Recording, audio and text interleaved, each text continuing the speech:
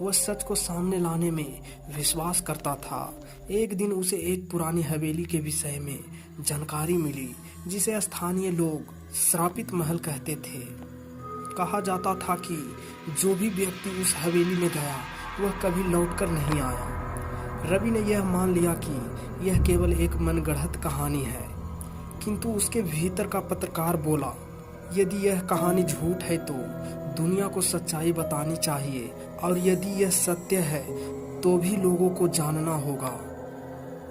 वह अपने कैमरे, टॉर्च और रिकॉर्डर के साथ उस हवेली की ओर निकल पड़ा। जैसे ही रवि ने उस हवेली के जंग लगे लोहे के दरवाजे को धक्का दिया, एक कड़ाके की चिल्लाहट जैसी ध्वनि हवा में गूंज उठी।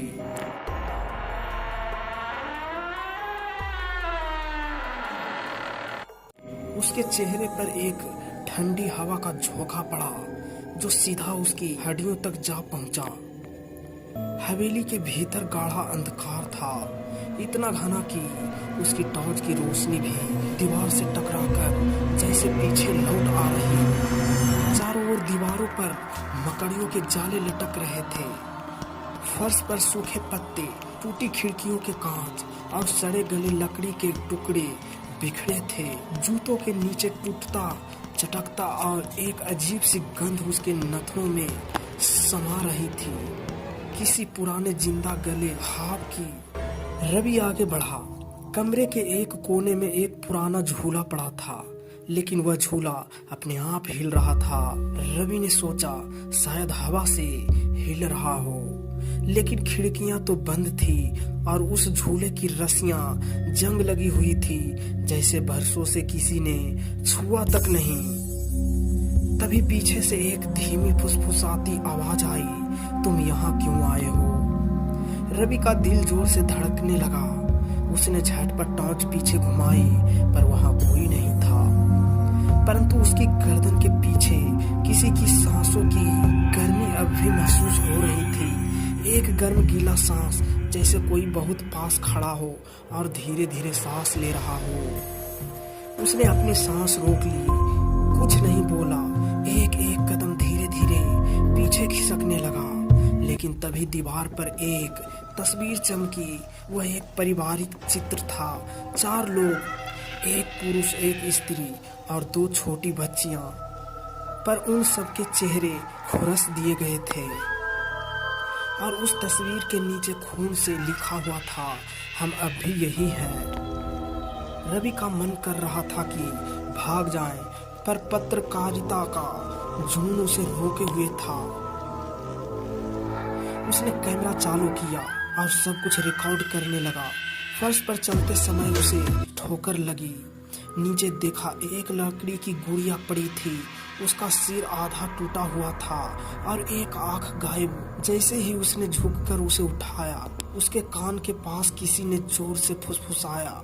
वो खेल फिर से शुरू हो गया। रवि चौंक कर उठा, उसकी टॉर्च गिर गया। कुछ पल के लिए पूरा कमरा अंधेरे में डूब गया। फिर एक तेज दरवाजे के बंद होने की आवाज आई। हवेली का मुख्य द्वार अपने आप बंद हो चुका था। अब वह फंस चुका था उस हवेली में जहां शायद सिर्फ आत्माएं रहती थी। मुख्य द्वार अब पूरी तरह बंद हो चुका था। बाहर की रोशनी हवेली के अंदर पहुंच नहीं पा रही थी। अंदर था सिर्फ अंधेरा, सन्नाटा और सांसों की अनसुनी गूंज। रवि ने थरथराते हाथों से अपनी टॉर्च उठाई। उसकी उंगलियां अब कांप रही थी। टॉर्च की पीली रोशनी कमरे की दीवारों पर दौड़ रही थी। तभी दीवार की एक दरार में उसे कुछ उभरा हुआ दिखाई दिया। वह पास गया और देखा, संस्कृत में एक अजीब सी लिपि लिखी हुई थी। रवि को इसका अर्थ तुरंत समझ में नहीं आया, लेकिन उसने अपने कैमरे से वह शिलालेख रिकॉर्ड कर लिया और जैसे ही मुड़ा, पीछे की दीवार पर 4 छायाएं खड़ी थी। हिलती नहीं थी, चलती नहीं थी, बस देख रही थी। पर उनकी आंखें थी ही नहीं, सिर्फ गहरे काले गड्ढे थे, सुन से भी गहरे। तभी अचानक एक कोने में बड़ा पुराना रेडियो अपने आप चालू हो गया। कर्कश आवाज में एक टूटी फूटी लोरी बजने लगी।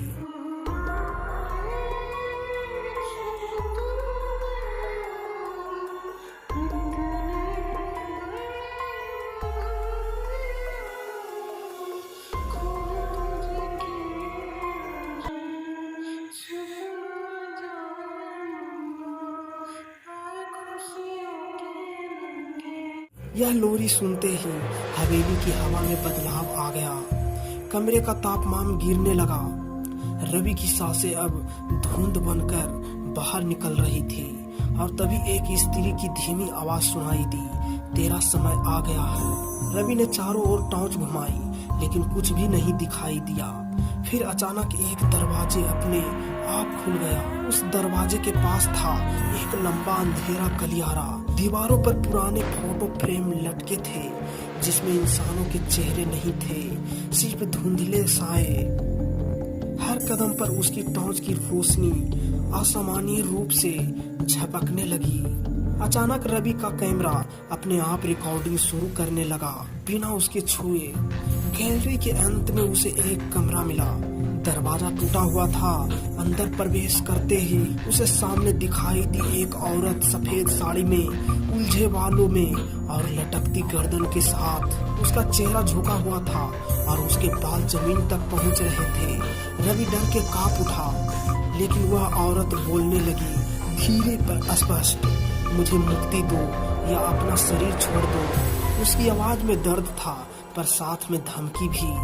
उसने हाथ बढ़ाया और हवा में कुछ चीखने का प्रयास किया। रवि को ऐसा लगा जैसे उसकी छाती पर किसी ने हाथ रख दिया हो और अब कोई अंदर घुसने की कोशिश कर रहा हो। वह चिल्लाया, तुम कौन हो? औरत बोली, हम 4 हैं। हमें इस देह से बाहर निकालने वाला कोई नहीं आया है। अब तू आया है, हम यही बसेंगे। अचानक कमरे की सभी दीवारें कांपने लगी। छत से एक झूला गिरा, वही जो सामने पहले देखा था। कमरे की एक दीवार से खून घिसने लगा और एक बार फिर वही लोरी।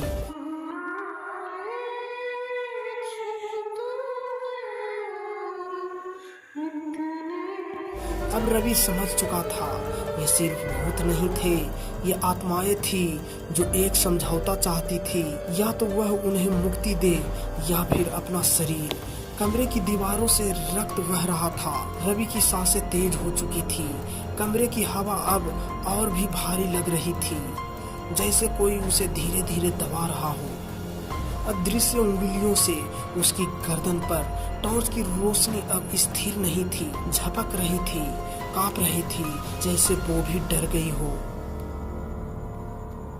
औरत अब सामने नहीं थी पर उसके शब्द, हमें मुक्ति दे या शरीर छोड़ दे, उसके कानों में गूंज रहे थे बार बार जैसे मंत्र। रवि ने अपनी हिम्मत को समेटा और कमरे के एक कोने में पड़ा पुराना संदूक खोला।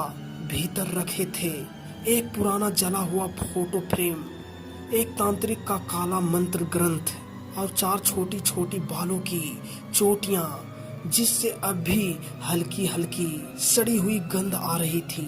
फोटो में वही 4 लोग थे पर इस बार चेहरे पर खून के धब्बे थे। पीछे की ओर हल्के कागज पर लिखा था, शक्ति हेतु 4 कन्याओं का हवन। हर 20वें वर्ष एक नवा शरीर समर्पित करना अनिवार्य, वरना आत्माएं भस्म कर देगी इस स्थान को। रवि समझ चुका था यह हवेली कभी एक तांत्रिक का शरण स्थल थी।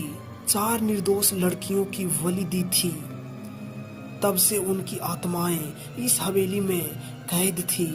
हर 20वें साल हवेली किसी न किसी व्यक्ति को खींच लाती थी, जैसे अब रवि को।